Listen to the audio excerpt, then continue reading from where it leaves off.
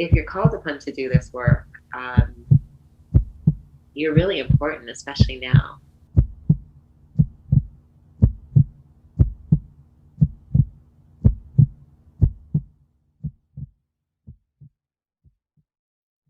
Grand Rising, welcome, welcome, welcome to Transmissions of the Heart. We are so excited that you're able to join us. We have a very memorable guest, Nikki Nickerson. But before we get started, we are going to start off with prayer. Thank you. High honors to our uplifted ancestors and guides, fierce protectors and skilled healers. Please stand with us, be with us at all times, and guide us along this journey with a level head and open heart. We are root of your root, we are soil of your soil, we are bone of your bone, and we are flesh. Not deaf to our sincere cries, not blind to our honest plea. Thank you for being the whisper in our ears that protects and guides us along this divine journey called life.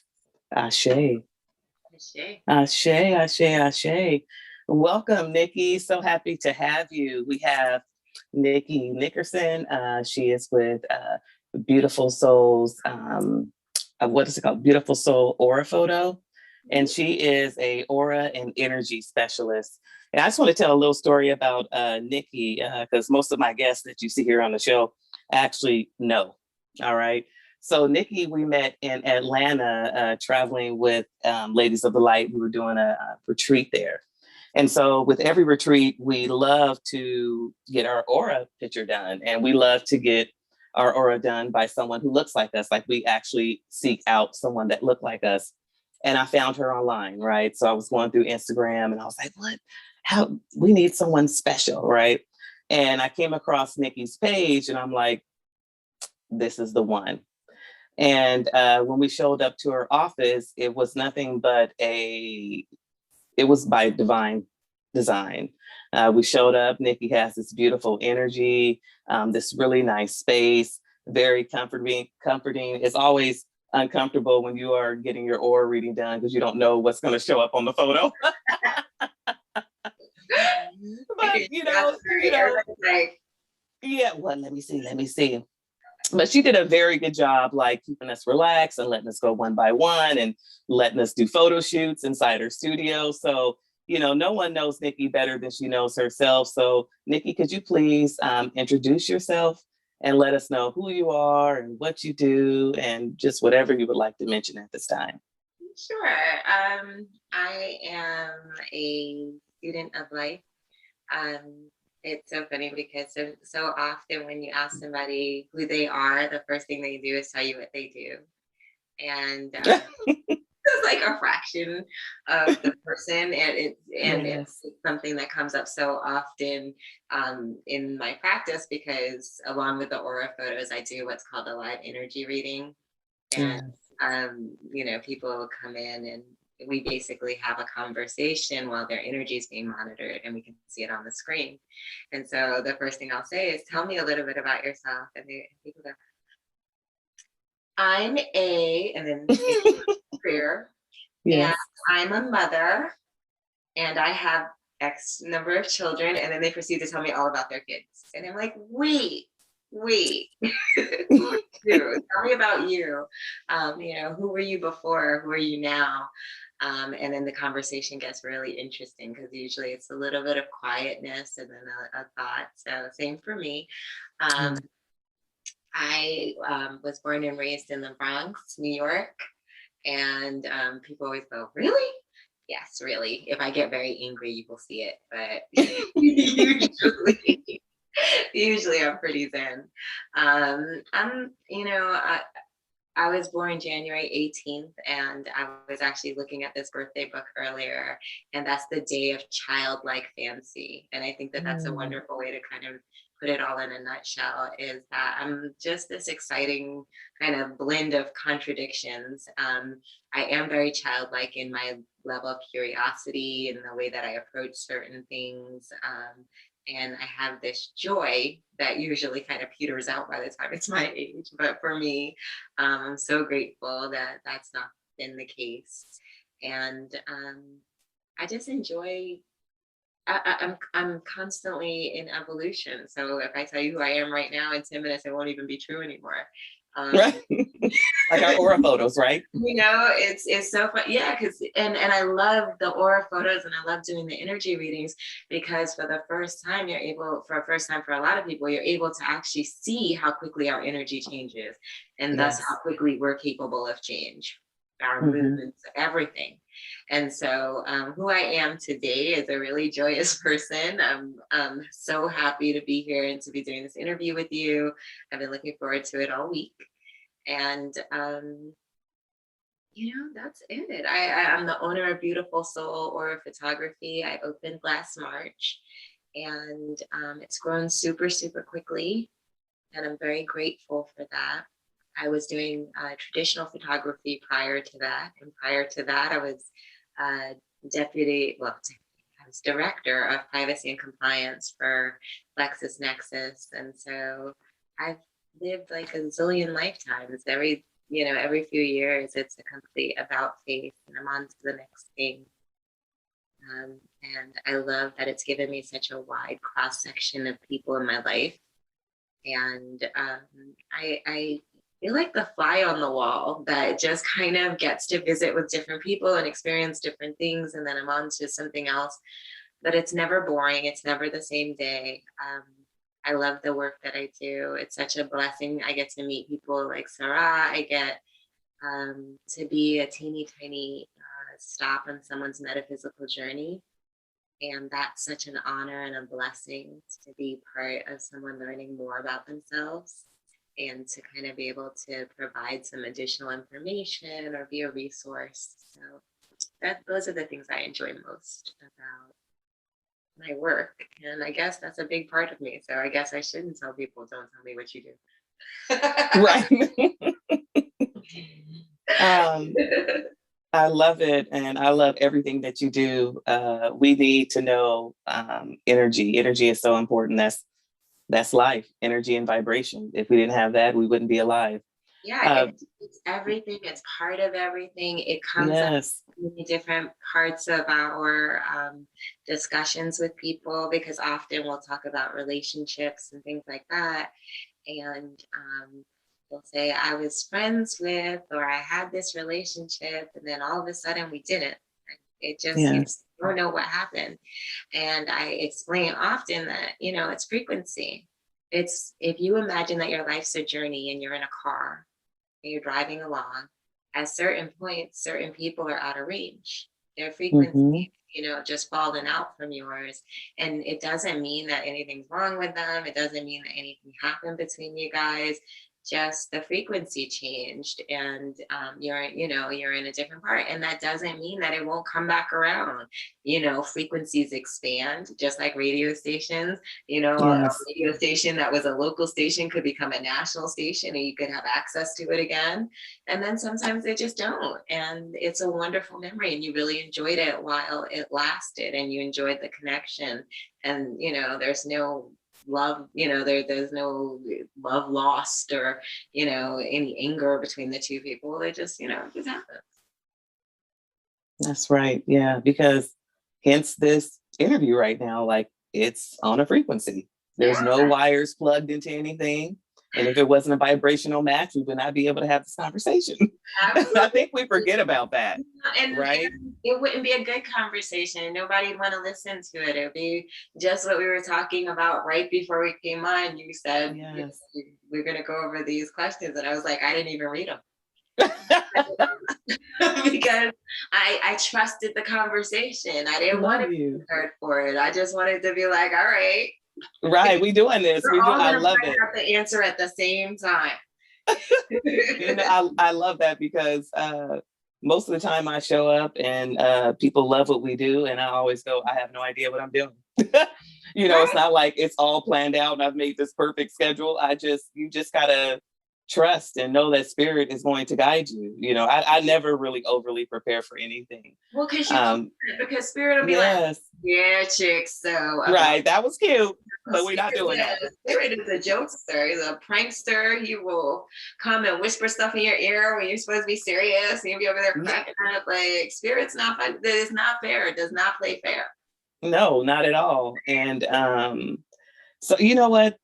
You are absolutely right about that. And people always say, Sah'RAh, I can't believe you said that, because if you say that, people are going to think you really don't know what you're doing. Because I don't. I really don't. I just kind of go with the flow. You kind of trust, right? No one Nick, ever fully think that we're prepared. If you want to find faults, or you want to find someone lacking, or you want to say that they should know more, yes, then you will. You you're know, gonna find it. that's just, so once I kind of let go of that and I realized that there are some people that are looking to be unhappy, or looking not to like something, or looking to find fault with something, there always Yes, be those people, and we can't please everybody. It's not our job to. that is so true. So How did you oh, that you was, look spirit was look? like, How did calm you? down. Yes. How did you get this way? Like, can you tell us a little bit about your journey to where you are right now? Um, how did you get here? Because most of the time we're on our journey, and the place that we're in right now, we never expect it to be, right? We have this idea of, like we spoke about earlier, of, oh, I'm going to do this, and I'm going to get this, and I'm going to get this degree, and I'm going to get a degree in business. That was me. And then I'm going to do this, and I'm going to hold a briefcase. And Spirit was like, Yeah, the spirit was like, about that. yeah, about that. It's That like was the really snarky cute. spirit is like your snarky best friend. That's like, Right. you have plans, but like, forget them. Right. Forget them. Forget them. They're not important. But that's Right. spirit. Spirit has no care about what you had planned, or what you thought should happen or would happen. No. Mm-mm. How did I get here? It has been a crazy journey. Um, I grew up in the Bronx in New York, and I grew up across the street from the county courthouse. And the prisoners from Rikers Island Oh wow. would be parked in buses in front of my apartment building in the morning. So when you would leave for school, they're bus full of prisoners telling you how great you look in the morning. I mean, it's a wonderful boost to your confidence. But you look that every morning. If on one morning you fall off, they'll let you know that too. Yeah. No, You got to respect the honesty, sis. You got to respect the honesty. So, it was an interesting childhood, and it was, like I said about myself, it was so full of contradictions, because I came from a really great, very loving middle class family. We grew up in the Bronx, and it was kind of in the 70s. So it was during that period of transition. It was a very Jewish neighborhood. It was kind of turning brown. The Jewish people were leaving. And so there were a lot of court people and resource people in the area, because they all worked at the courthouse. So it was just this weird and 2 blocks from Yankee Stadium. So it was this like little experiment, I guess. I don't know how else to put it. It's just this wonderful community of very, very different people. And so you were allowed to be yourself, because, no one really, it wasn't really clearly defined that you had to be any one type of way, because there were so many people at that time. It was a neighborhood in transition. So it wasn't all people that looked and acted like me, or what have you. And New York's like that anyway. Like, you could live right next door to whoever, whatever, and everybody gets along. So I grew up in that atmosphere, and wanting to be a lawyer, having been to the courthouse so many times. I used to go and watch trials, and I wanted to be a lawyer. Or rather, I liked the way that people responded when I said I wanted to be a lawyer.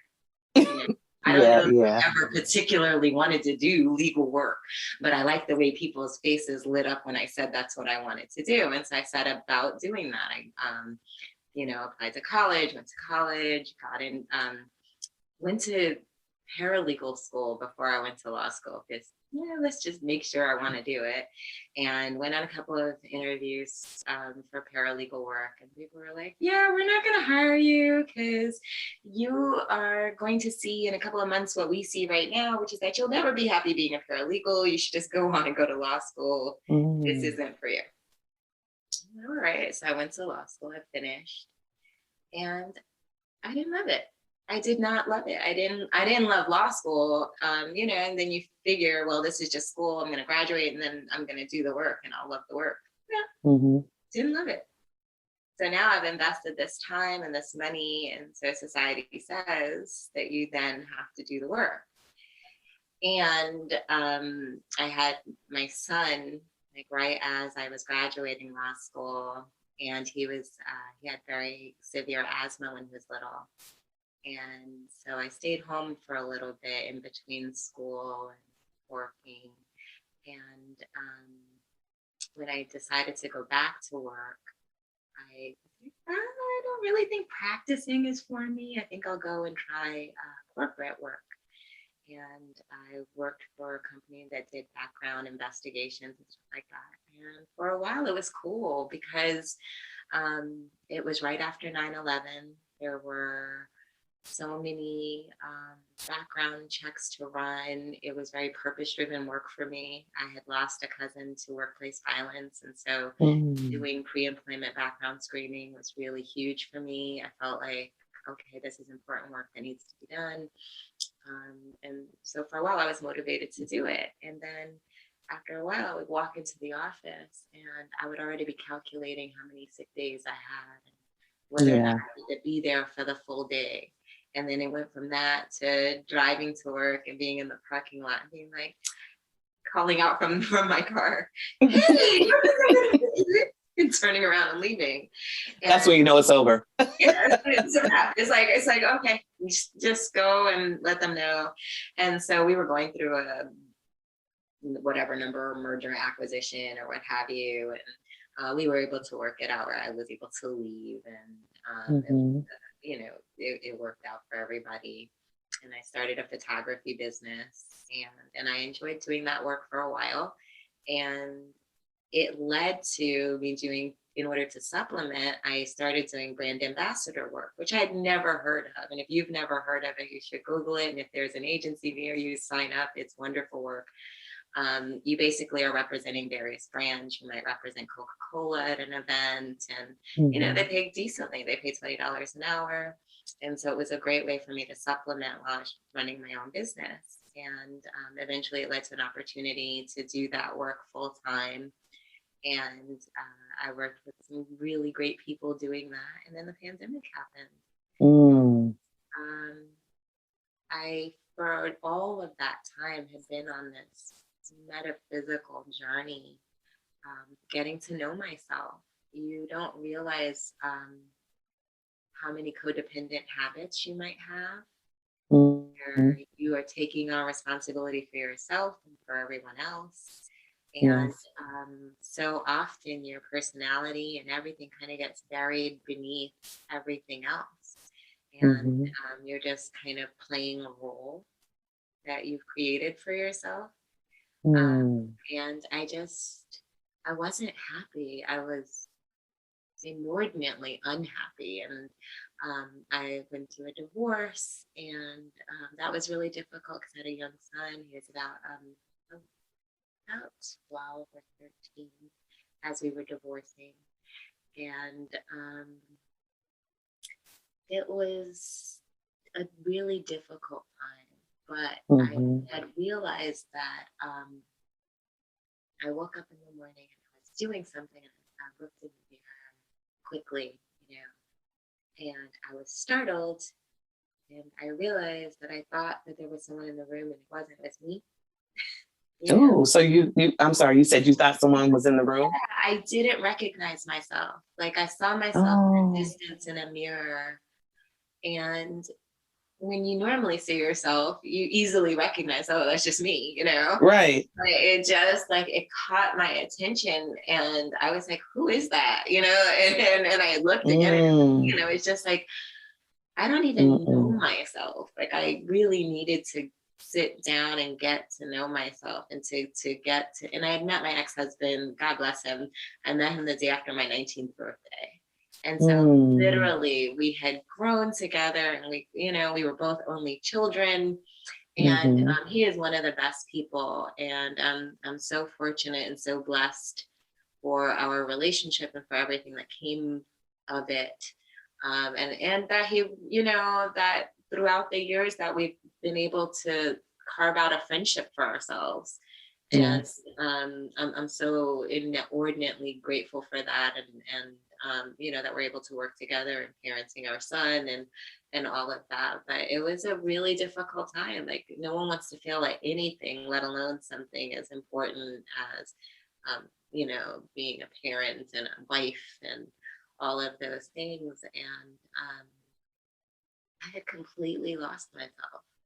I had met him right after a string of losses. My dad died when I was 13, and every year after that, I had like a major loss.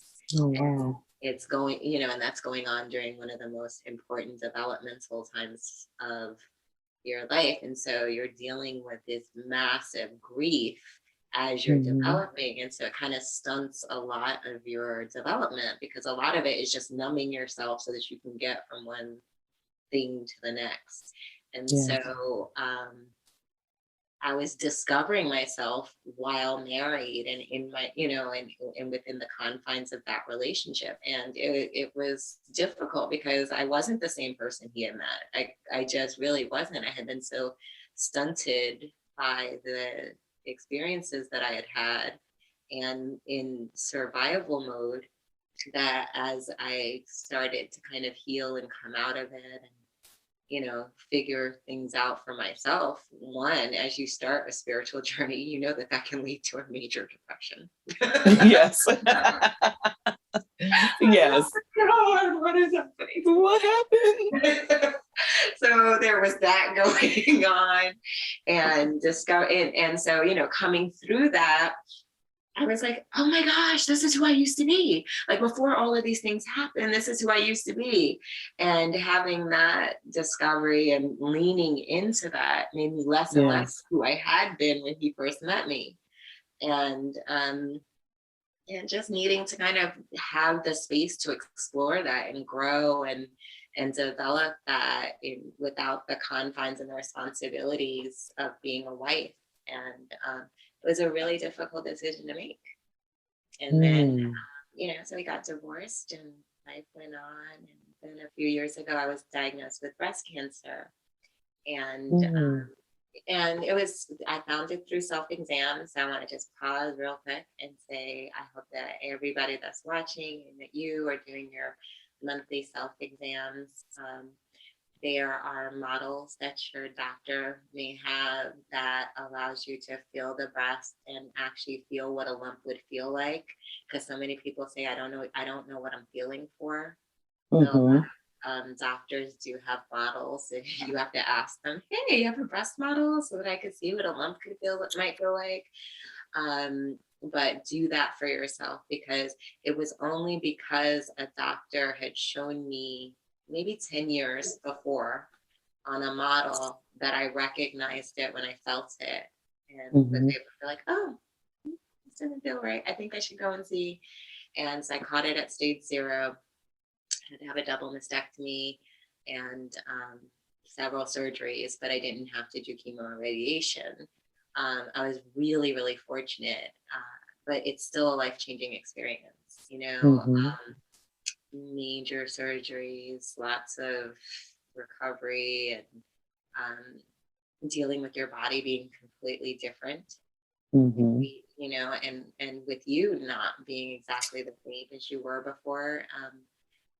So a lot of that caused a lot of introspection, just curiosity about things, wanting to learn more about breathing exercises, breath work, meditation, all those kinds of things. And as I explored things, I just kind of started meeting the people that would make up my tribe. And that's been such a blessing. I've met all kinds of practitioners and just people on their own journey. And sisters, so many sisters. I Yes. feel like constantly my tribe is expanding, and I meet people and I constantly have the feeling that I've known them for a very long time.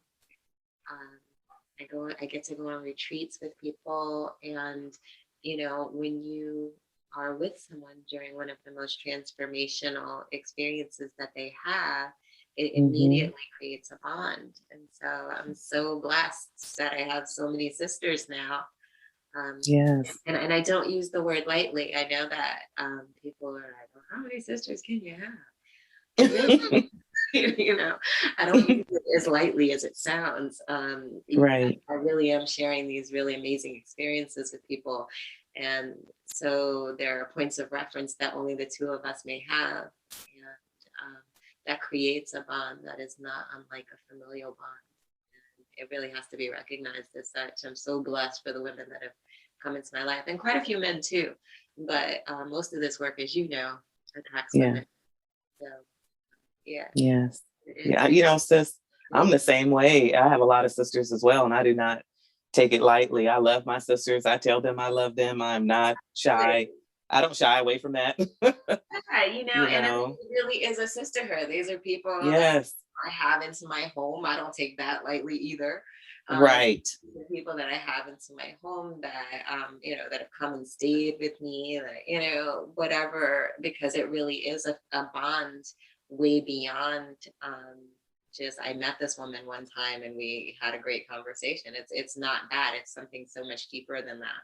Because I do Yeah. have those too. I do still meet people that I meet and have great conversations with, and that those are not people I refer to as my sisters. I meet people, and whenever my friends see it in a painting or anything, they'll get it from me and they'll bring it to me. And Yes. so it kind of just became synonymous that that's the way that I write it, and that when people see it, they um, show it to me and bring it to me. So when I decided to do the aura photography, and I was trying to think of a name, um, BeYOUtiful Soul came to me because I think that it's such a message of empowerment, because to say Mm-hmm. beautiful, but by saying be you, because Yes. just be yourself, and that in itself is beautiful. Like that's really Yes. the message of that. And I think that especially now with all the filters and the lipo and mind you, I'm not speaking ill of any of these things. We all want to feel beautiful on days that we don't, and and there's lots of things to be done to improve oneself. And if you want it and that's what you want to do, then that's great. Um, but I think that the focus has become Mm-hmm. so much on what we look like. Even people that do this kind of work, we were joking around right before this, both of us Right. I was not thinking big, about that. not big makeup people. And, Right. so when you start doing this kind of work, you got to be like, well, if I don't put some mascara on, they're not going to be able to see my eyes, and I'm going to look this way. Right. So, there are so many things right now that demand that we do take notice of our appearance, that it's Mm-hmm. easy to fall into the rabbit hole of, oh, I don't want to put content out there because I don't look as great as so and so, or I have a really great message. Spirit gave me this really great message, but I'm not in a wonderful locale, so now I can't share my message. I gotta save it so like it just Yeah, gets that's a lot. crazy. And so with people like me, what winds up happening is I just don't put anything on. Right. I'll repost whatever you put. Right. And so this year I'm working on that and working on putting out more content and sharing more about the work that I'm doing, because it is so impactful for so many people. It's just kind of a Mm-hmm. double-edged sword, because it's so personal and impactful that in the moment I don't think, and nor would I want to be a person who would be like, hold that thought. Right. But I'm trying to find a happy medium where I Mm-hmm. can capture and share some of the moments that I get to experience, because they are beautiful moments. And Yes. if for no other reason than to just show the beauty and diversity of humanity, I would love to capture more of it and share more of the moments that I'm able to be privy to. Literally, I have people of all age, like young teens that come in for their live energy reading or aura photo, up to octogenarians that come in and are just kind of reviewing their life. And that is such a beautiful experience to have somebody share so many experiences that they've had throughout their lifetime, and just really be open and share details of their life that they may not have ever uttered before. So that's the space that I get to be in with people. It's a really, really safe space. I work really hard at creating an environment where people feel safe and they're able to come in and share and tell people, it will tell me, not people. Me. Right. You are we, because you are your ancestors. So it's a we. I know we contain multitudes. I tell people that all the time. I'm like, who comes forth depends on who you ask it for. That's true. That's true. But, it depends on the energy. Yeah, man. My ancestors, I don't know. Some of them real gangster. Y'all might not want to. Ooh.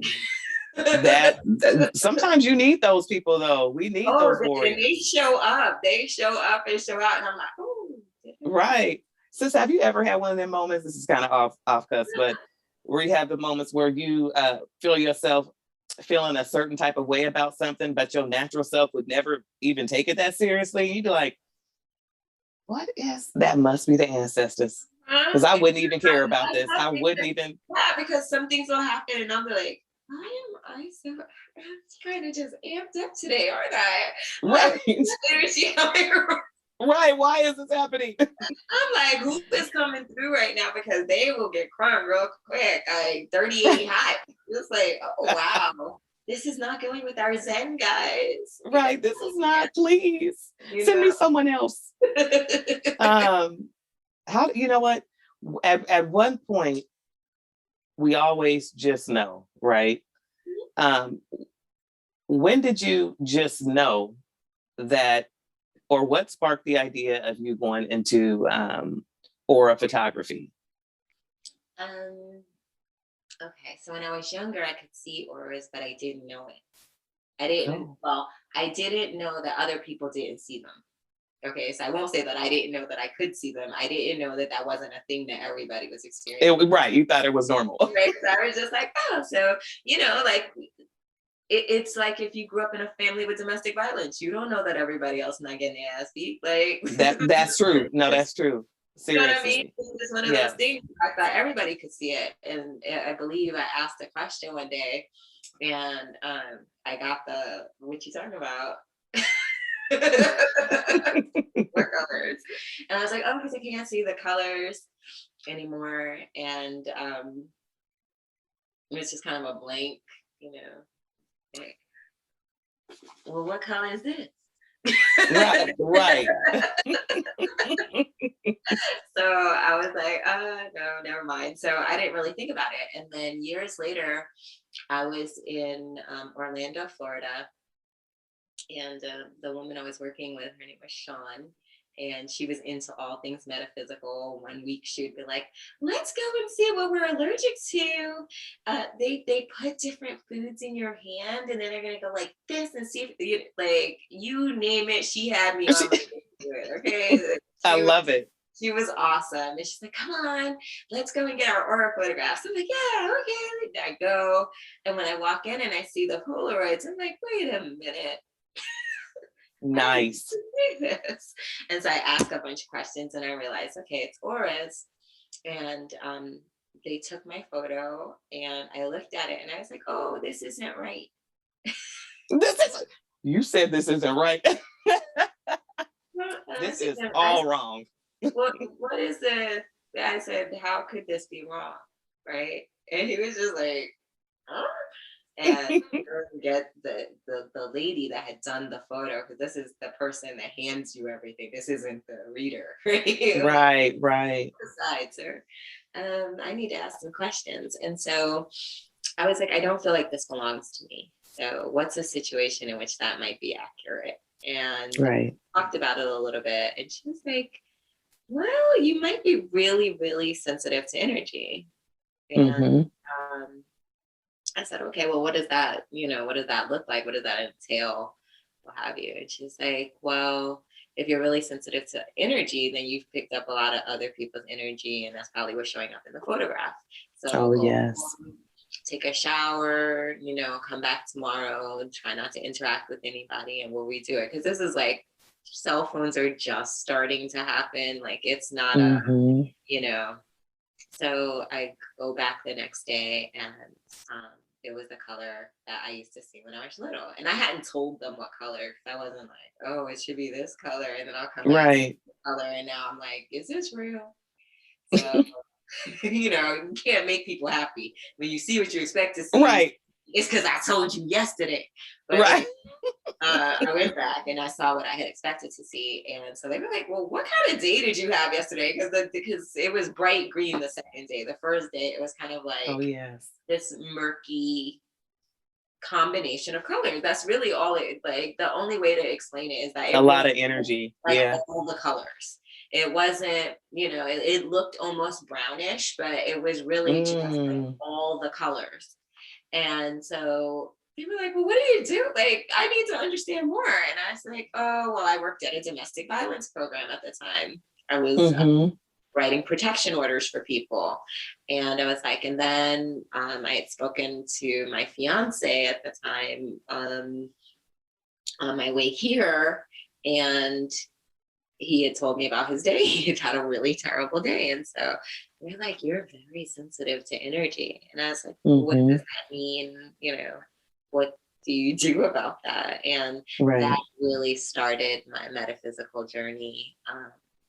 And then about 7 years ago, I was maybe 6-7 years ago, I was here in Atlanta, and I went in some place that said that they were offering aura photos, and it was the same lady from Orlando.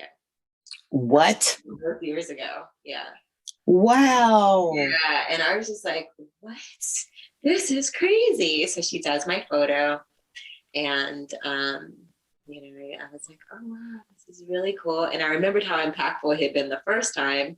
And then the second time I was just like, this is so cool. I took my son back to do it.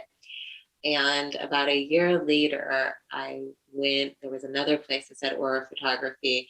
I went, and the person was visiting from somewhere else, and they had a system similar to the one that I have now, where you could see your chakras and everything. And I fell I love it. I fell in love with it. And I was just like, this is like one of the coolest things I've ever seen. Yes. Right? And then for 6 years, I thought about whether or not I should do it. 6 years? Yes. And Spirit was like, so finally last year, Spirit was like, if you don't write this down with a date, you're going to have problems. So I wrote it down. It was like the end of December, so maybe around December 31st. And I wrote down the name of the system and March 31st. And by March 1st, I had everything that I needed. Wow. By March 1st, and then by March 31st, I had signed the rental agreement for the office, and it was just like all unfolding. But yeah, Spirit was like, okay, so we're not gonna go back and forth with you no more. Like, this is it. You gonna write this down, and we're gonna get this done, ma'am. Let's go. So, we got to get moving. We got to do something. Exactly. But I'm not like unlike anyone else. I question things. I hear messages from Spirit, and Spirit's plans for my life and version of me is much bigger than mine, and it's scary. And it's scary to me. I mean, like I'm getting better about it. I'm moving more in moving more in that space, and kind of stretching, and I'm feeling myself unfold. I guess that's the best way to I have been so closed in and folded up and everything for so long that I'm feeling myself expand. I'm literally like one of those little stretchy things you used to get when you were a kid, and you drop it in water. It's like a claw. But I feel like that's what's happening. Every day, every time I get to do the work that I do, every time I get to have these types of conversations, I feel myself getting stronger. I went to a retreat. She retreats in Pennsylvania this year, Mm. back in November, and I met the most amazing women. And Mm. it was, when I left, I felt like a battery that had been recharged. I Ooh. my energy much stronger. Like I felt when I started doing manifestation work, I knew that everything I was manifesting was going to. And in that space after the retreat till now, so many things have just unfolded, and so many connections have been made, and plans for the year, and all those kinds of things. Yes. Because that's what happens when you um, come into a collective of like-minded energy, Mm-hmm. same frequency energy. It really does enhance your energy, and it causes it to grow and to magnify. And so then all of the work and the intentions that you set are magnified as well. And I cannot overstate the importance of gathering with your tribe, and gathering in retreats and in different situations that give you access to people that are on the same frequency, because it's when we come together that our frequencies are enhanced, that it becomes so much stronger, that we share these stories and experiences that allow us to grow without necessarily having to have all the bumps and bruises. Right. Right. It's so important to have a community of people that's willing to share their experiences, and to share the things that they've learned, and you can't go to every course. You can't be an expert in everything. Right. And so it's so important to have members of your community that you can call on and say, hey, I have a question about this, or, Mm-hmm. I need XYZ, or I would like to provide XYZ, or I have someone that's in need of, Right. things. And that there are tribe members you can call on. And it is such a beautiful thing. It creates such a loving community. It creates such a community of expansion. Yes. And the importance of it just can't be overstated. Like, you could talk about it all day, and you just scratch the surface of the alchemy of having these frequencies come together, and to come together in a unified purpose. You cannot overstate the power of that. Right. That's beautiful. Photos you guys posted, and I was just like, the energy is palpable. Like, the energy in those photographs is palpable, and all of you in the white and everything, like, the energy is palpable. But I love that you did it, because it's something where someone looks at it, that you cannot look at it and not feel the energy, and it just underscores exactly what we're talking about right now, that Right. you have this tribe come together, all of these people of different skills and talents and everything. It's magic. The alchemy of it is just crazy. And when you do different ceremonies and things in this environment, it's so much more impactful than the things that we do at home, than even our daily practices. It's so much more impactful because you have the energy and the intentions of this group lifting this thing and making and animating it and giving it energy. It's man, whew, I love what I do. I love that I get to experience that. I love that I get to be a part of that. I get to meet so many talented practitioners that lead ceremonies that are just too beautiful to believe. It's just like, it doesn't feel real. It does not feel real. Half the time when I'm doing work, or I'm at a retreat, or having these conversations, I'm just like, is this my life? Constantly. Right. This is my life. Right. And it's something that, you manifest it, and every single breath we take, every single decision we make, every single thought we have, we're creating we're creating our existence. And it was a couple of months ago, I was having a conversation, girlfriend and I, and she's like, you keep acting like you're reading a book and you're writing a book. right? Mm-hmm. So that just really resonated with me, because so often we act like we're waiting to see what's going to happen in this movie of ours, right? We're Right. waiting to see what spirit's going to do. We're waiting to see what this person's going to do or that person's going to do, when the person that has the most to do is us. Ooh.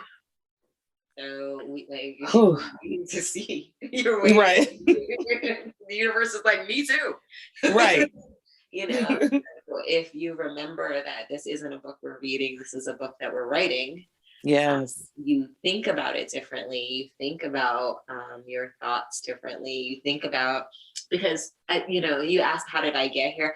I got here to this moment and to this particular stage of my life by rejecting everything that wasn't this. Mm. Like anything Speak. that it just didn't feel right, it didn't fit, felt like I had to keep forcing it. I kept going around and around and ending up back in the same place. Like anything Yes. part of that, you have to let it go. And the minute that you let go of all of these things that are keeping you tied to the life that you have right now, that you're wondering how to get out of, everything changes. The minute you let go all of those things. Last year, 2020.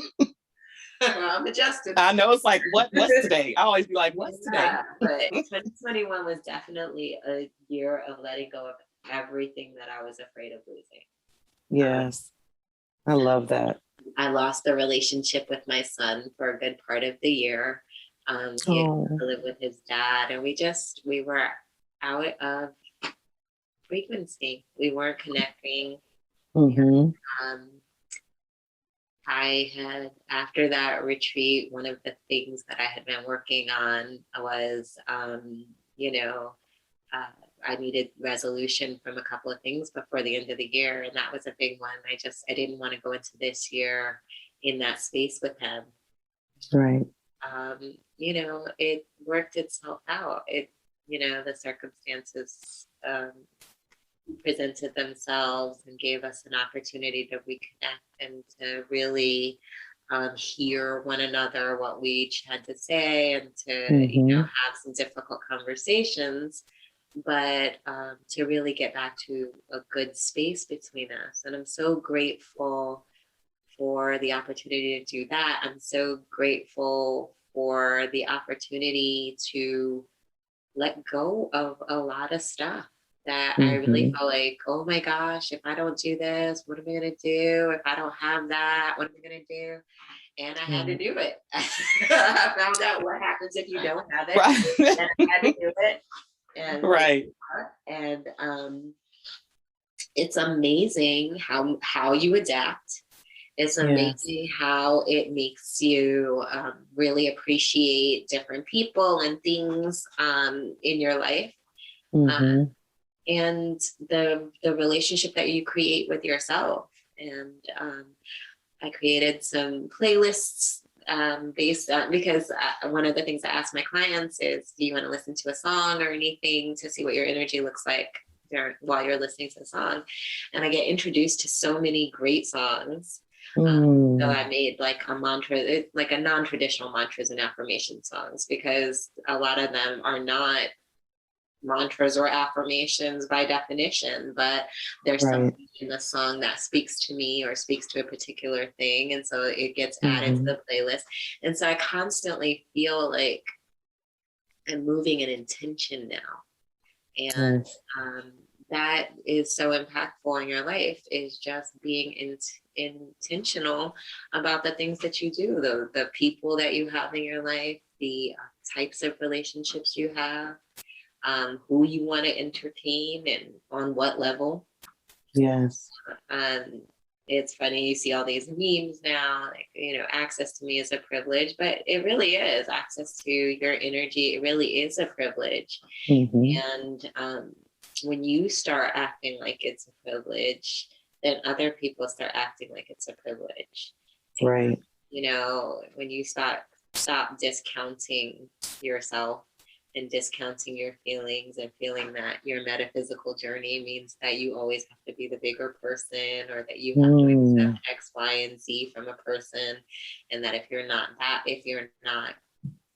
being someone's doormat, then that you're not, you know, a good person. You know, it's like all of these things that we tell ourselves, and these things that, you know, these rules that we create. And people are like, where did that come from? Right. Where did that come from? Like, some of the most spiritual people I know will tell people to step off with great aplomb. They have no problem with it. You know why? Because Right. they recognize that they're important too, and that their time is important, and that that they are a vessel of energy, and are here and called to do really important work, and they don't have time for people wasting their time. No. You know, they don't have the time or the tolerance for people wasting their time, and that doesn't make them a bad person or anything like that. Like, I had felt for the longest time that if you weren't being nice, right, that you know, that you weren't evolved, and you weren't, you know, and I had to learn that, you know. you had to unlearn that. Yeah, Spirituality nice do not have a face. Nice is appropriate sometimes. Right. You know what? Because sometimes look, it's just not appropriate. you are absolutely correct. We have a higher self and a lower self, and sometimes I don't know who's going to show up. It depends on the energy. Right. I'm like, y'all need to be careful who you calling for, because some of us work in the Bronx. You know? Right. I might want to get that down. You know, I was like, right. You want to connect with Zen Nikki? Like, Zen Nikki's right. Really cool. I love that girl. She is just, but right. I tell you, there's a bunch of us in here. right. Don't get it twisted. It's, you know, people always think it's all gumdrops and rainbow, and I just stand in the light all the time. And I always tell people, although we call ourselves ladies of the light, the most work is done in the dark. Oh my God, wrestling with those demons in the dark. Oh my gosh. And a lot of people don't realize, you know, they feel like they handled something, right? They moved past it. That joker is gonna show back up. You know, like the part of this journey is experiencing things from all sides of it. So yes. sometimes you are the perpetrator, and other times you're the victim, and you know, yes. and you are allowed to experience it from all sides so that you can truly understand. You know, and sometimes I'll find myself in a situation and I'm angry or upset, you know, like, how could so and so? And then I'll have this flash of a different situation, but where I was the one that did X, Y, or Z. And I'm like, right. Okay. All right. I'm just gonna let that one go. Let me just pipe down. Let me let it go. I love one thing that you mentioned that stuck with me is basically writing your own book, right? Some people love to read books and biographies, and they love to read the Bible. Whatever you're into is for you. I always say, what are you writing for yourself? We always want to know about our lineage, our family tree, and we can't understand why Big Mama didn't write down that recipe, right? And I always tell people, like, one day you're going to be Big Mama, right? And people going to wonder why you didn't write anything down. So if you're not journaling, if you're not writing, period, regardless of how you're writing things down, if it's a recipe, if it's a spell, whatever it is you want to leave behind for your descendants, that we should all be in the process of creating our own Bible, quote unquote. So in that, it makes me think of one question I love to ask everyone is, if you were to become an ancestor right now, what legacy would you like to leave behind? What would you like people to remember about you? Fortitude, I think. Yes. Fortitude, that I didn't stop. Like, there were a lot of times when it would have been appropriate. Not that, you know, women or Black women in particular are really ever afforded the grand breakdown that we are so entitled to, that our circumstances would really entitle us to. The various things that we've dealt with would entitle us all to a hospital stay if we were to believe those movies, you know, from when we were right. And it's just like, oh, so and so had a breakdown. She's been in the hospital for so, you know, like who gets to go to the hospital for a breakdown? And never mind. Anyway, I digress. But I think that there were a lot of times that I could have broken or been broken, and I wasn't, Right. and I didn't. And that I continued to show up, that I wasn't always perfect. Right. But I showed up even when I wasn't right, even when I, didn't have the answers. I showed up and I tried and I kept showing up. And I Right. hope that that's what they, that's what they would take away from it. And that I was a constant student, that, I was aware that I'm not perfect and constantly, working on myself and doing the shadow work. I'm always willing to do the work, and I'm always willing to talk about it. And I think that makes a big difference in people's willingness to have those conversations with you, in my ability to reconnect with my son. I think that was a big part of it. Like, my ego is very low, and it's funny because sometimes it pops up and I'm like, oh, there you are. Right. I have this book called The Secret Language of Birthdays, and it's a really great, it's big. I have it down here. This is the Destiny version. Oh, the secret. Okay, can we look mine up? This is The Secret Language of Destiny, but The Secret Language of Birthdays is the one I was talking about before. And, it talks about what are some of the things that you have to be careful of, or what health things should you be aware of. And like when you have, on my day, the day of childlike fancy, it says that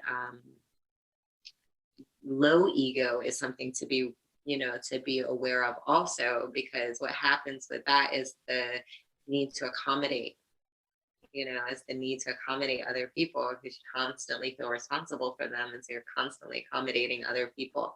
And so it was something I had to really work through, and and become aware that, okay, you can love people, you can support them, but taking on everything for them is really unhealthy for you, and it's really unhealthy for them.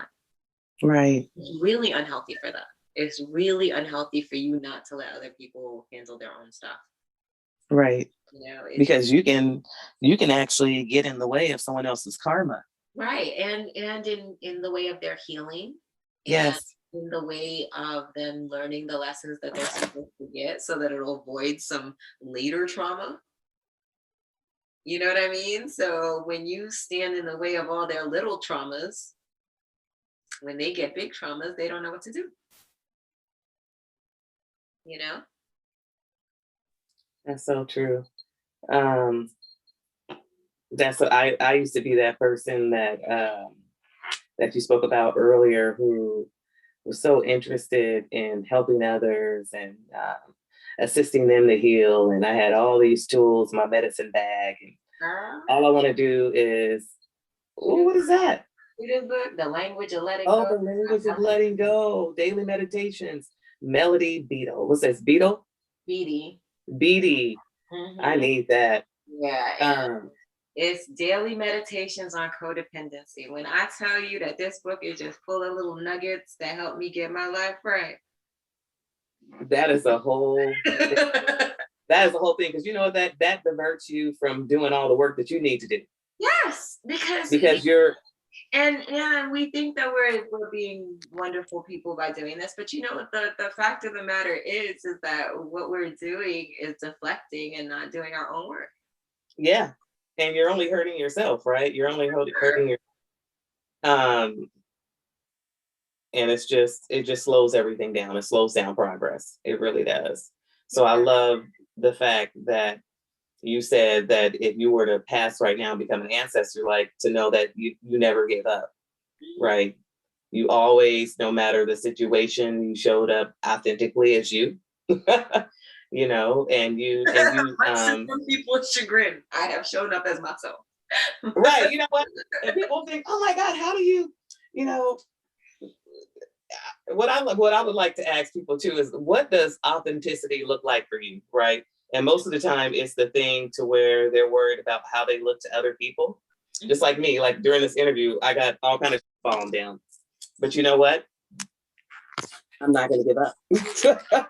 That's what I'm thinking right now. Like in my head, I'm thinking, this is not going as perfect as I want it to go. I haven't planned this thing. Right.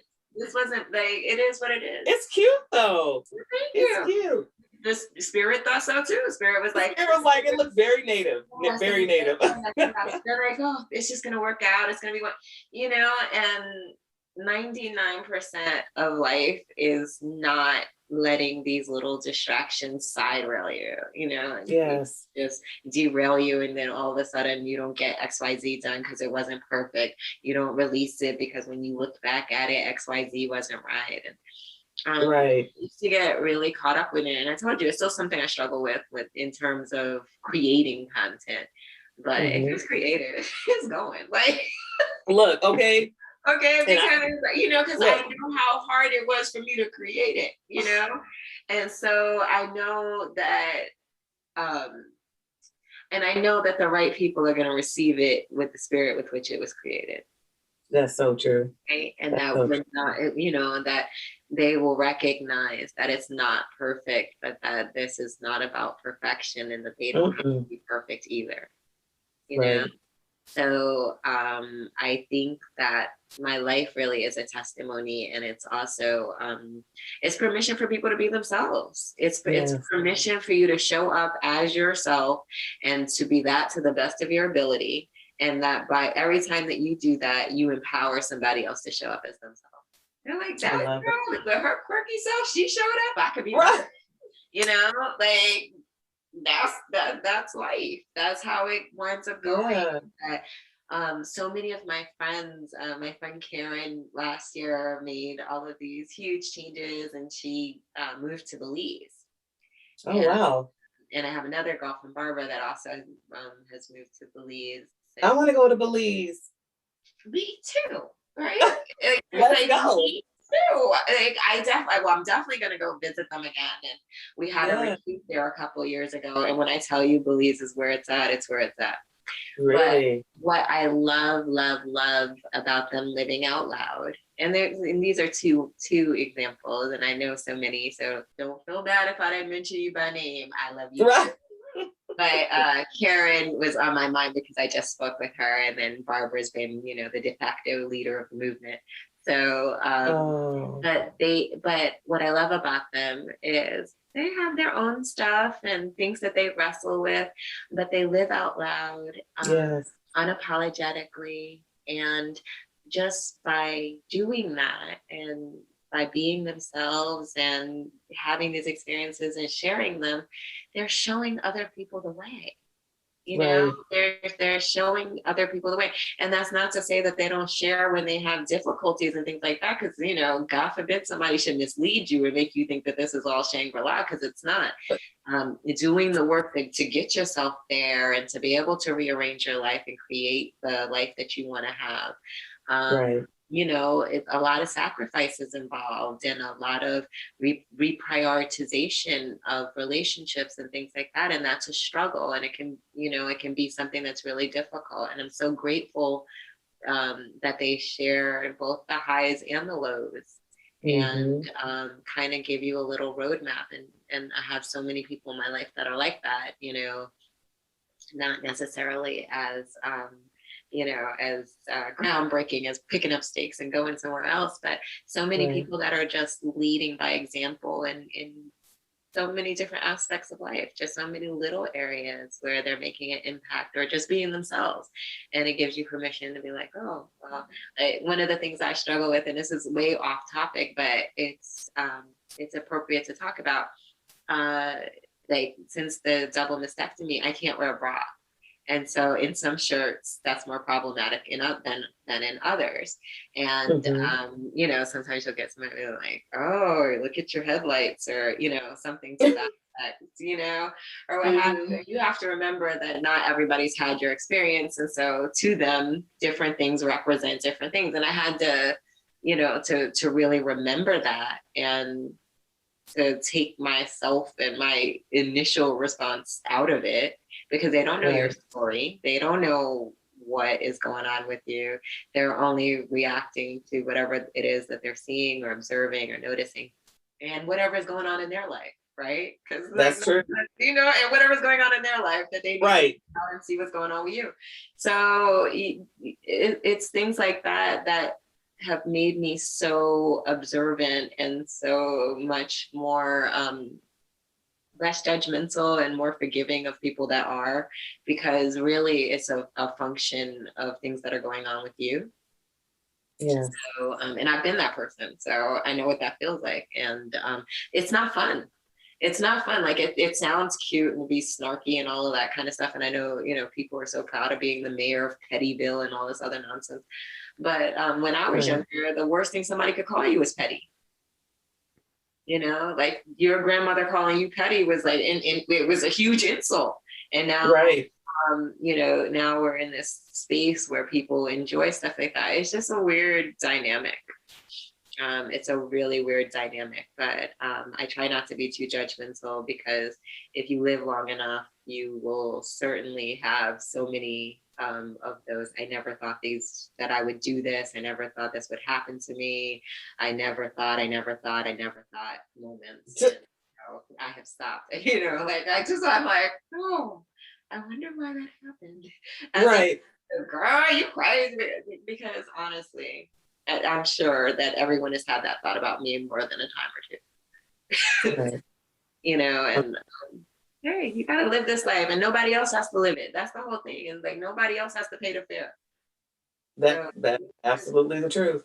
Yeah, All you can, you know, all we can do is be ourselves. Period.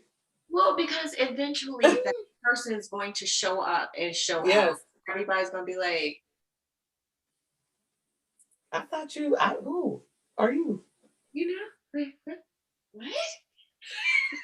And then you're gonna have to go through the whole reintroducing yourself, and you have to do that so many times anyway, because like I mentioned when I sat down, I'm not who I was an hour ago. You know, right? I'm constantly reintroducing myself to people. I'm like, yeah, you know, price of admission yesterday ain't gonna get you in the door today. Right. But yeah, you know, it is what it is. It's as you evolve and as you get new information, you're like, hey, I'm gonna put that into practice. I'm gonna start. Yeah. But I say do it. I say do it and let everybody look at you crazy, because if you don't, you're always gonna be in the same place. And it's never the right time.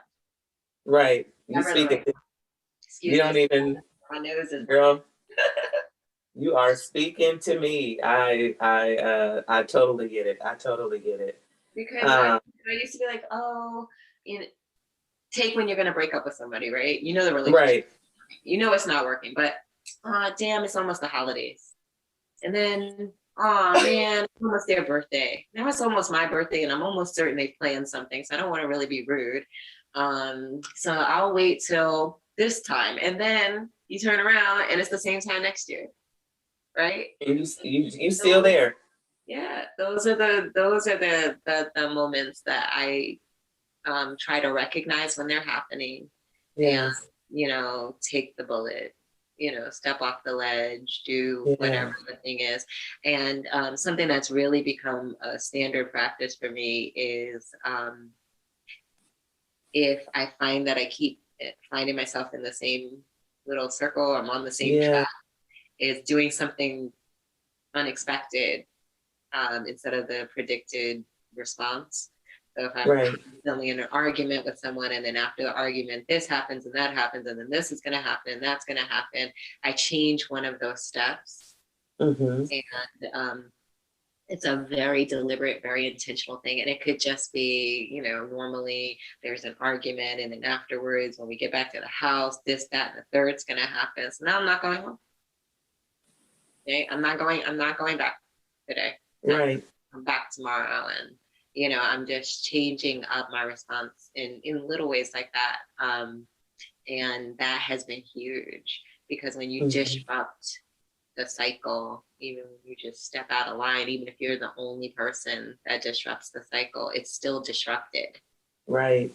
And it has to find a new resolution pattern. And that was huge for me. I believe I read it somewhere, but God, girl, I got ADD. I can't even tell you. Right. Where That's okay. But I know that it's been so impactful to me that if there's something and I'm tired of being stuck in this pattern, I'll do something different. And it's been hugely impactful. That's beautiful. And that actually, you answered my next question. What I normally like to ask people is, with everything that we've spoken about today, what would be a point of contemplation that you would like for people to kind of sit with and think about, right? Um, and I think you've already answered that question in a very beautiful way. But if you could think of something else, what would you want the listeners to remember and to think about and to ponder on at this time? I would challenge the positive vibes only mentality that some people have, because what happens is when negative emotions, which are very natural, come up, Yeah. they feel like something's wrong. Yes. And so it's this suppression, numbing, and then hopefully it goes away and I feel like myself again.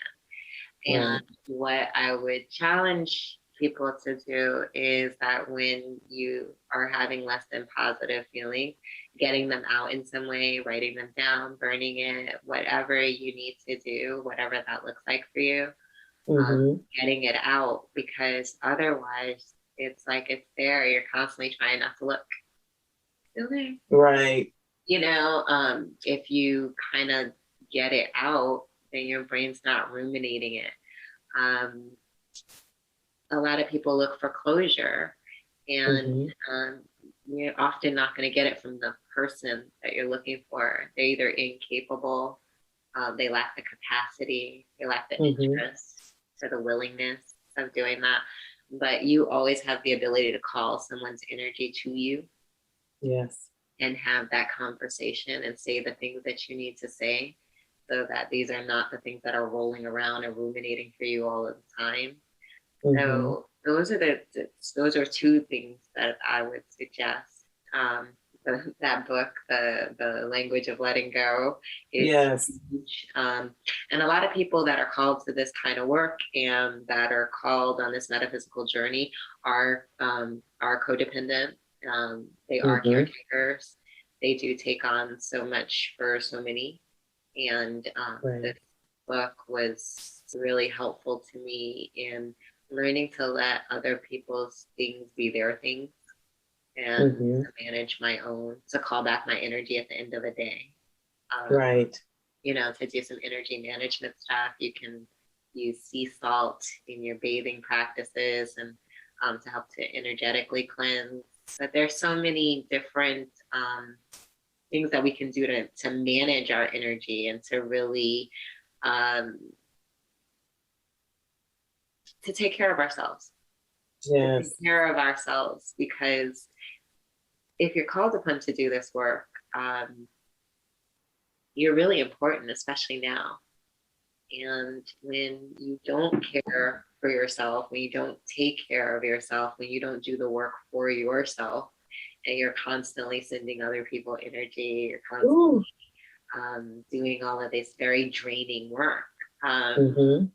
If you're not doing the self-care things to bring your energy back up, then you're going to be depleted and you're not going to be of any use, not to yourself and not to anyone else. And so you won't even be able to do the work you're so proud of. So it's so important that you're pouring into your own cup. It's so important that you continue to educate yourself and to practice the things that you're teaching other people. It's so easy to get so tired and so drained from doing the work for others that you're not doing the work for yourself. You're not doing the things that you need to do to manifest. You're not doing the things that you need to do to affirm yourself. You're not doing your own shadow work. And all of those things will start to creep back up for you and cause you a whole lot of problem and consternation that could be avoided if you continue to make yourself a priority.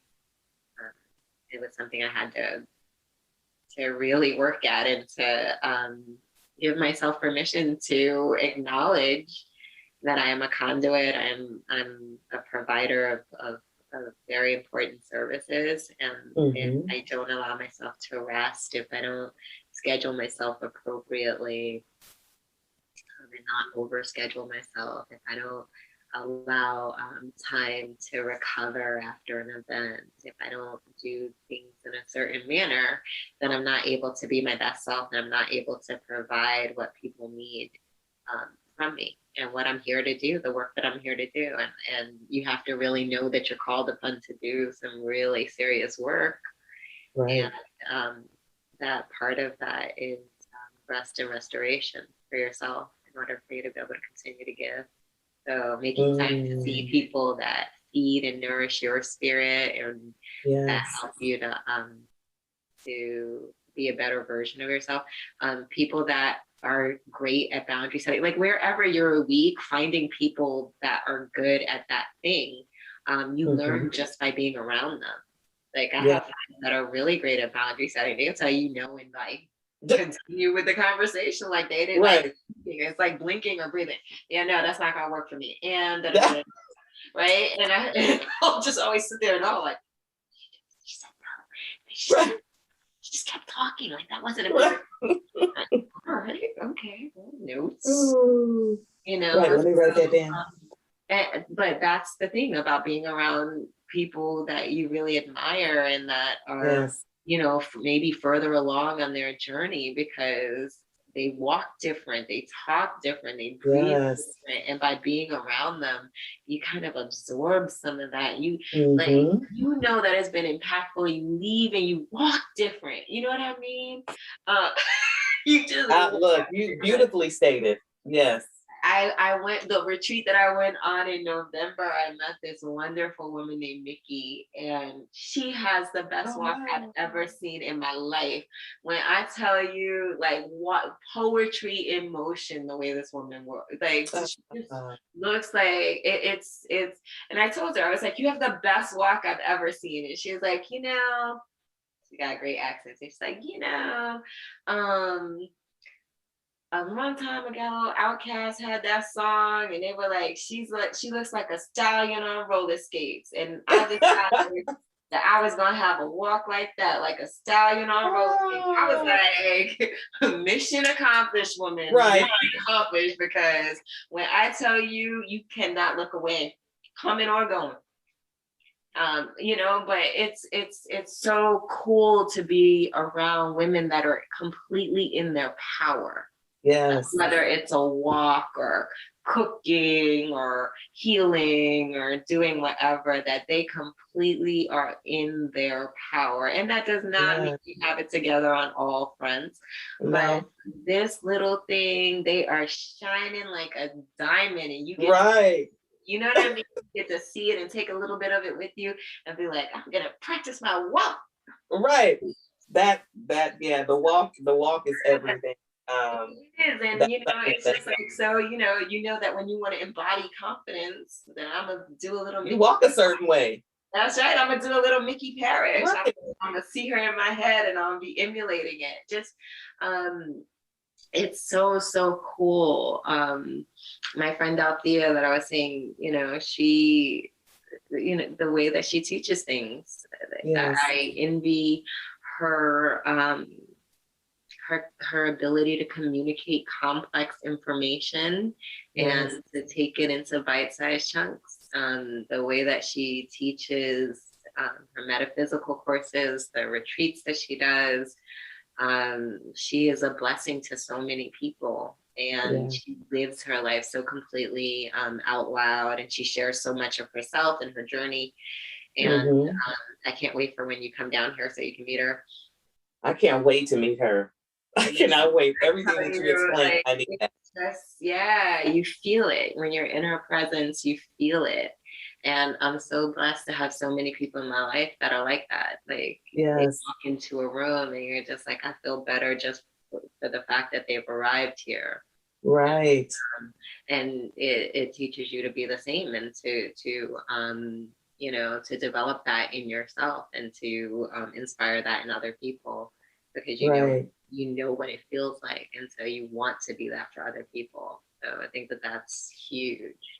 It is. Really huge. And you know, the thing that I hope that people take with them and take away from this is just we are all creating our story every day. You are the Yes. author of your story every single day. And Mm-hmm. the minute that you sit back and you wait for someone else to write a happy ending or what have you, you're gonna be sorely disappointed. Right. They didn't get the script. Like no one has the script that you have in your head about how this That's should all right. go. Right? And you haven't given anyone the script. You haven't told them what their lines are. You haven't set the scene. You haven't said what the environment's supposed to look like. And then you show up and you're disappointed. Right. That is. You know, just kind of taking control of some of those things and determining what it is that you're trying to call into your life and what it is that you're trying to have happen and setting Yes. the intention of that. Because once you start stepping into your power, your intentions are all magnified. You have to be careful of what you say. You have to be careful of what you think. Yes. You don't even understand the magnitude of to which your intentions can be magnified. And you really, really have to be very, very careful and mindful. Mindful. Yeah. I guess it's better than careful. We are your thoughts. very powerful creators and constant. You know, beautifully stated. We create both the good and the bad, and we do. We a lot of times want to take credit for the good that we create, and then we want to assign the bad to someone else, and that's not right. how it works, you know. And the further you get on your journey, you realize all the times that you called this chaos into your space. You realize the ways that you did it, you know, right? Because if you're looking at it and you're looking at it from an unenlightened place, then you think those things just happen to you. But we called a lot of our experiences to us. We have, and we're all a reflection of one another. So whether we like it or don't like it, we are each other's reflection. And so the people that we are around are the people we attracted. And so that's how you can gauge how well you're doing, is check out your environment and the people you've attracted, right? And people are attracted to light too, you know? Yes. So you have to be very mindful and very thoughtful. And I tell people to think about their aura, like if you got invited to like the best white party, all white, you know, the dinner and or what have you, and you went and you got your outfit, you got your hat, your bag, your this, your that, you would be so careful about where you went, who you sat next to, like all of that. Like you would be so careful, but that's our aura. That is our aura. So if we start thinking about our aura like that, and the fact that we're little lint rollers that just go around just collecting stuff, then you're careful where you go, where you sit, who you're around. Because it's all so impactful. It's all so impactful. Very. I love that, because we know that white will attract dirt. It's like this dirt wasn't even here. Like what happened? The minute you put it on, you're like, this has a shelf life. This has a shelf life, or somebody come and step on your foot. Like, are we taking pictures? I'm gonna put this on like seconds before you snap, because I'm a clumsy somebody, you know. And that's why you normally will see me with stuff that has patterns, because I'm a clumsy somebody. And forgiving is way more forgiving. Way more forgiving. Yeah. But thank you, sister. It's been a pleasure, beautiful energy. And one thing I know is that people will want to know how to contact you, right? What is the best way for people to know where you're at and what's coming up next for you? If you check, well, you know what, the best way is the Instagram account that I don't really use. Well, yes, Instagram is BeYOUtiful, BeYOUtiful Mhm. .soul on Instagram. And then my website is beautiful, BeYoutiful, auras, AURAS.com. And you can check out the website, make an appointment, schedule some time, and then all my phone numbers and all that stuff is on there too. I love it. So do you have anything special that's coming up that you would like the viewers to check out or see if they would like to attend or Yeah, for come sure. see There's you? a link. If you go to the website or to the Instagram in my bio, there's a link to, I have a retreat coming up in Costa Rica. It's called The Soul Unchained. And her name is Latifa Fleming that writes it. She's one of Yahoo's like best retreat leaders or what have you. She does Oh, wow. international retreats. And so she's got one coming up in Costa Rica, and she asked me to come and do the aura photography. So I'm super, super excited about that. And I'm going to be doing your retreat in September. Yes, you guys. Check her out at our retreat in September. We don't know the location yet or the date, but We're working we're working it out. It's all coming. It's all coming. And so when I first met Nikki, I knew that, I think I even told you, I was like, I'll see you again. You did. I'll You see you said again. it was so funny because when you called and you left the message and then we chatted on the phone and I was just like, oh, this is gonna be dope. I'm so excited. Like I have no idea what all is gonna Unfold. Yes. but I'm here for it. I am here for it. I think that you and Graciela and all the ladies Yes. group just such beautiful, beautiful energy and Yes. pure, you know what I mean? Like, and it was so great to see you all as a group because just even coming in the door, I told you guys, like, it's group energy. It's all one. It was just all Yes.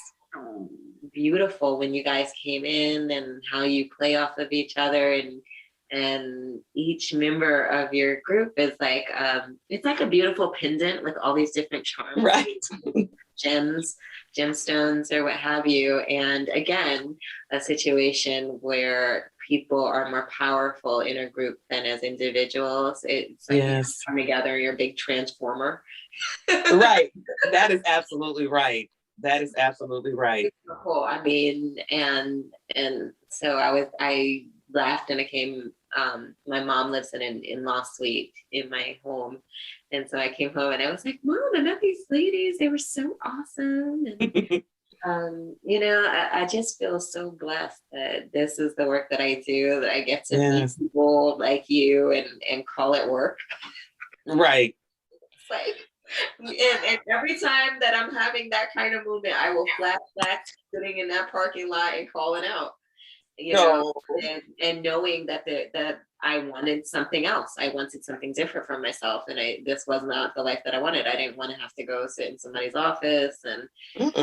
Really have a thing about fluorescent lights. I can't stand them. So they used to always be like, your office is so dark, because I would have lamps instead of the overheads and right.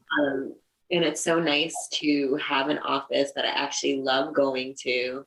I love so beautiful outside, and it's just if you had told me before that I would have an office and I would like it and I would really enjoy being there and look forward to going in and look forward to days that I thought I was off and somebody calls and says that they want an appointment, right, I wouldn't have believed it. And now I do work that is so fulfilling. I'm still able to do some work in the branding and experiential marketing fields, but it's remote work. So I'm able to travel and have different scenery. I don't have to keep having the same day over and over. So I'm grateful for all of that. It's so huge to be able to really like the life that you've created and to be able to fully inhabit it because it is what you want. So I'm very, very grateful. I can't even overstate that I'm happy to be moving into this season of my life. That things are really coming together. my relationship with my son's been restored. So Yes. many other things are coming together. And I'm just so thankful. I'm so grateful. Grateful is definitely my word. I love it. You're like a spiritual doula.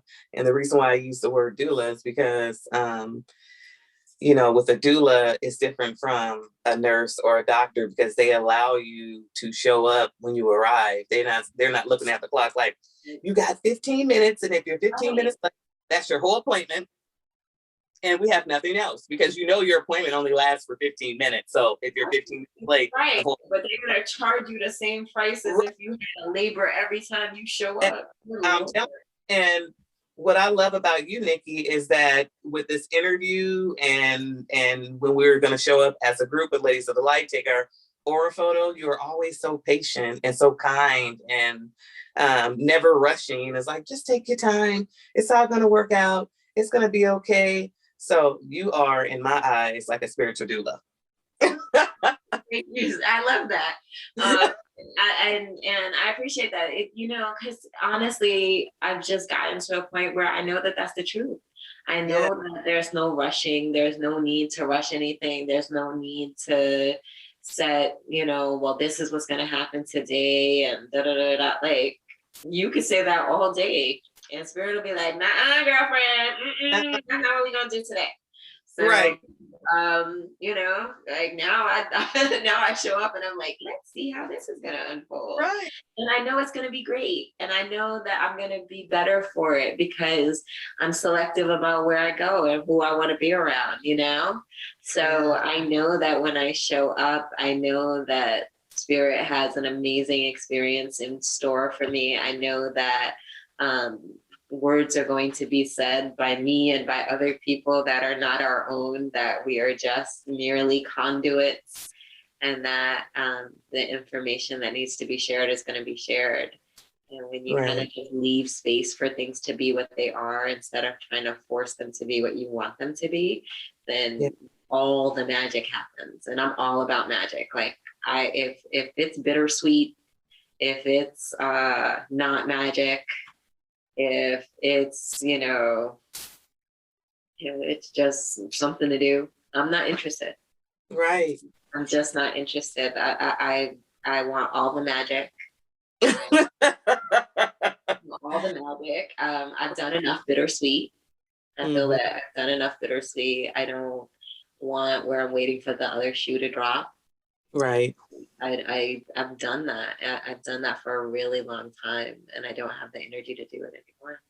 So now I've been creating, and it's so funny because, you know, you can tell the universe what you want and also what you don't want. Like I don't want to do that anymore. I don't want to not feel valued. I don't want to constantly feel questioned. You know, I decided what I didn't want as much as what I did want.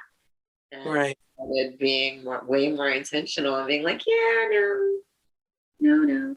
And my friend Chances is hilarious. If you want to laugh, follow Chances. But he says all the time, he's like, learn to smell the broken. Learn to what? He goes, learn to smell the broken. Oh. And he's like, you know, he's always joking and stuff. Like, you know, everything he says is said with a bit of mirth, but it always has a grain of truth in it too. And it's beginning to identify, you know, those energy leeches, those people that are not in a position to add any value, or you know, and that's not to say that everyone must always add value, but when you are the one that's always adding value, that's a very, very disempowering place to be. So while you may be the sun in a lot of the situations that you go to, you have to go to places where you're getting some of that back, because otherwise you just don't have it to give. That's true. You got to allow the sun rays to hit you, right? Yeah, it's, you know, it's energy. Oh, and you're the moon and you're reflecting the sun everywhere you go or whatever. And then when you're just like, wait a minute.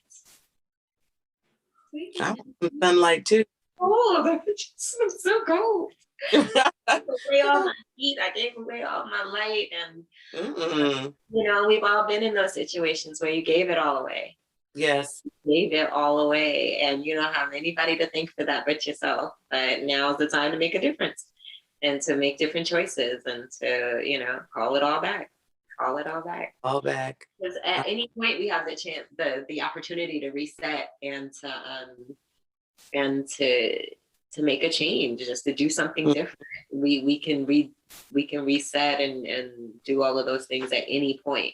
It's just knowing that. It's knowing that our energy is constantly waiting to reset. It's knowing that we are called to have these amazing experiences. We are not called to sit here and live these little, lives where we follow everyone else and we do. Right. Like, that's not what we're here for. We just are not here to have that experience. Wow, I love that. It's the minute that you like really feel that in your bones, your whole life changes. You're like, oh. And you're not realizing that you are lighting the path for others. Right. Once you realize that, it's so empowering, because then you feel like, oh, I can't quit, I can't screw this up because there's all these other people. So yeah. I remind myself constantly, like, keep going. Like, there's people that will not stop because you didn't stop. So keep going. And keep going. Yeah, and there's people showing me, so I can't stop. You didn't stop. It's always a teach-learn experience, right? Always. And I love that. Very often, I get to be the teacher and the student all at the same time. Yes, and I'm grateful for that. I never think that there's anything I can't learn, or or I've already learned that, so there's no value. Right. Because a lot of lessons that we learn, we forget. So it's important to be reminded sometimes. Sometimes you think that you know something, and if you really look at the way you've been living, somewhere along the line, the lesson kind of fell out. So, right. Really important. I love it. I think that's a great way to end. Yes. Amazing. Thank you so much, Nikki. We can talk all day. Oh my God. And we still we'll have to catch up about your about your trip here and all that. Yeah. So we will definitely talk about that, because it's going to be a lovely experience. Like always, and you are, regardless, I'm coming to see you. We are coming. Yes, we definitely gonna hang out. You're gonna meet your other tribe members. Yes. We're gonna do something outside of work. Yes, there are so many dope women. There's a friend of mine that I met through this. I met a tea sommelier. She creates a line of teas. Does she do tea ceremonies? Mm-hmm. And I met a cannabis cook that does infused dinner parties. So I'm constantly meeting really cool people. You never know. And it's beautiful if we just, like you said, stay open and always unfold as we go along, instead of closing ourselves up. Mm-hmm. Right. Curious. Like, let that little kid in you out. That one that's like, oh, really? How come? How did you do that? Why? Or what have you? Because people like talking about themselves, and you can learn so much if you're curious about them and you ask questions. How did you get into that? Why? What made you do that? Or what have you? And you'd be surprised at the answers. You'd be surprised how they got there. You'd be surprised what you have in common. That part, you'd be shocked how people got where they are. You always see the finished product and you think, oh, they must not have anything that they've ever dealt with, or nah. I am triumphs and traumas held together with Scotch tape. I'm telling you, and the light all together. So that's all we do. That's all we do. So thank you so much, Nikki. Thank you for showing up always as you, so kind and just so forgiving to yourself and to others, and being the light that you are. We thank you. And thank you everyone for showing up and listening to us speak. Nikki, would you like to have the last word? Is there anything else that we might have missed that you want everyone to know? Nope, just I am wishing you all continued peace and blessings on your journey.